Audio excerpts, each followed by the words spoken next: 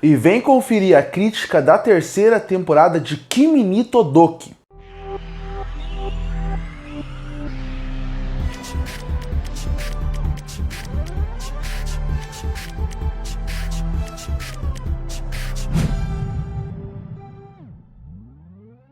E chegou na Netflix a terceira temporada de Kimi ni Todoke. E antes de realmente entrar na crítica e falar o que eu achei da terceira temporada, é bom colocar um contexto desse anime. Kimi ni Todoke é considerado um dos clássicos mangás e animes envolvendo o conceito ou gênero de comédia romântica. Mas, por incrível que pareça, demorou para essa obra ter o seu encerramento, ter a sua continuação. Porque no ano de 2009 saiu a primeira temporada.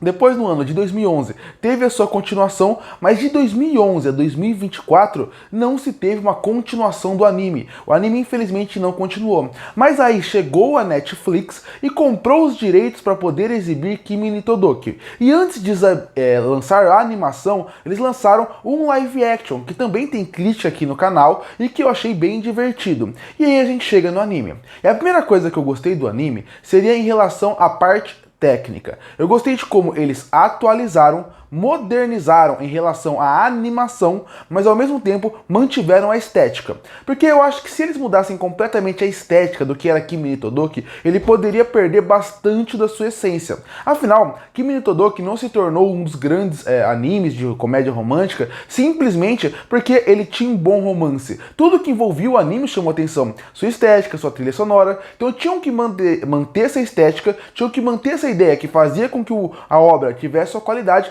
mas ao mesmo tempo ele tinha que ter uma modernidade em relação a como a animação evoluiu. Estamos falando de 2011 e 2024. Tinha que ter uma evolução. Isso eu acho que isso foi uma coisa que eu gostei bastante. Como você vê uma evolução técnica, você pegar a segunda para a terceira temporada, mas ao mesmo tempo manteve a estética. E quando eu falo manteve a estética, é em relação a como eles gostam de brincar com um fundo mais branco, mais lúdico em certos momentos, a estética dos personagens em relação ao visual, a estética em relação à comédia, que continua funcionando muito bem aqui, e isso acaba me agradando. Então esse é o primeiro ponto que me agradou, a animação e como eles mantiveram uma qualidade dela, porque eu gostei de voltar para esse mundo, eu gostei de rever esses personagens, eu sou uma das pessoas que gostava de Kimi ni Todoke desde a época do mangá, passando pro anime, então rever o anime, rever os personagens, e nesse formato ainda, mantendo uma nostalgia para quem assistiu lá em 2011, é muito interessante. Pelo menos me agrada bastante.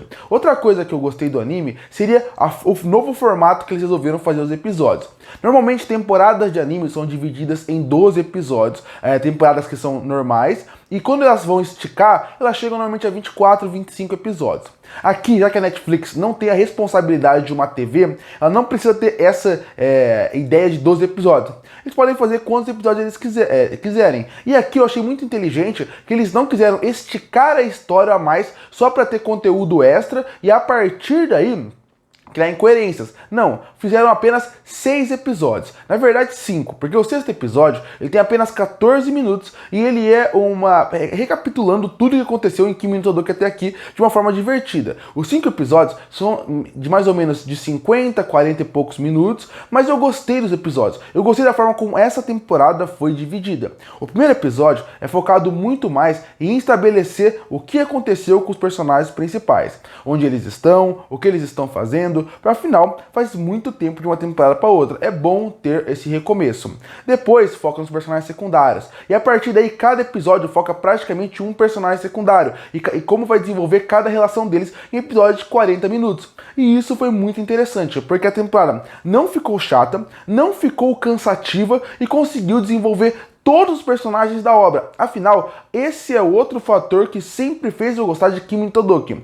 Os personagens principais, o casal principal, eles não são simplesmente os pontos principais dessa obra. Os secundários são tão bons ou até melhores do que eles, algum deles. A relação entre eles, o desenvolvimento entre eles e o carisma de cada um faz com que você goste deles. E pra mim, Esse é o ouro que existe em Kimi Todoki. Ele é uma obra que você, assistindo ele, acaba percebendo como os secundários são tão bons, como eles são tão relevantes, como eles são tão bem escritos, bem desenvolvidos. E aqui você consegue perceber isso perfeitamente. Os episódios não ficam cansativos. A estrutura que resolveram dividir essa temporada e como dividiram me agradou bastante. Claro, um episódio é um pouco pior que o outro, uma narrativa em alguns momentos fica um pouco mais cansativo, nem tudo é tão interessante como poderia ser, mas mesmo assim continua sendo personagens secundários que funcionam muito bem e que podem ter episódios sozinhos que irão funcionar, e o mesmo vale para os protagonistas, que também são interessantes. O final da temporada eu não acho tão impactante como poderia ser. Eu acho que essa ideia de uma transição de um momento para o outro, ela funciona por causa que